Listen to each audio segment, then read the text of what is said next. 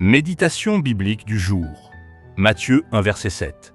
Thème: leadership, héritage spirituel et responsabilité des générations. Salomon engendra Roboam.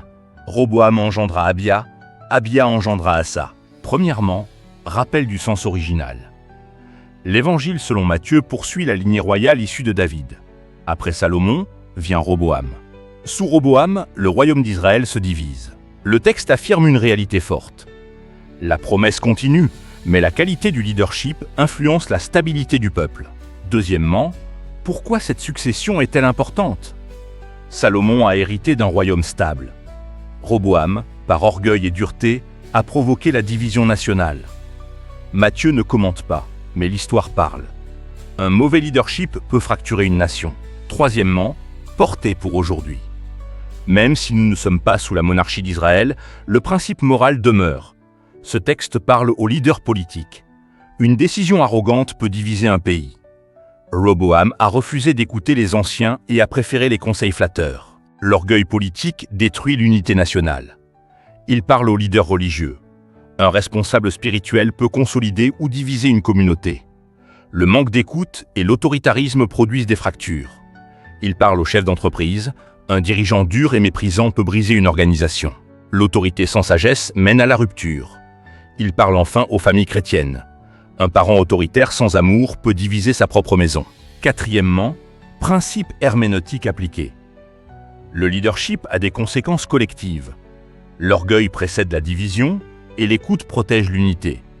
On applique le principe moral, pas le système monarchique. Cinquièmement, ce que le texte dénonce. Il dénonce l'arrogance des dirigeants, le refus du conseil, l'autoritarisme dur et la gouvernance sans sagesse. Un leader qui n'écoute pas finit isolé. Sixièmement, ce que le texte ne dit pas. Il ne dit pas que tout échec politique annule la promesse divine, ni que Dieu abandonne son plan à cause d'un mauvais dirigeant. La lignée messianique continue malgré les erreurs humaines. Septièmement, message prophétique pour notre société. Aujourd'hui, des nations sont divisées, des églises se fragmentent, des entreprises explosent et des familles se brisent, souvent à cause de l'orgueil au sommet. Matthieu 1h7 nous rappelle que la promesse avance, mais la sagesse protège l'unité. Huitièmement, application personnelle. Pose-toi ces questions. Est-ce que j'écoute les conseils sages?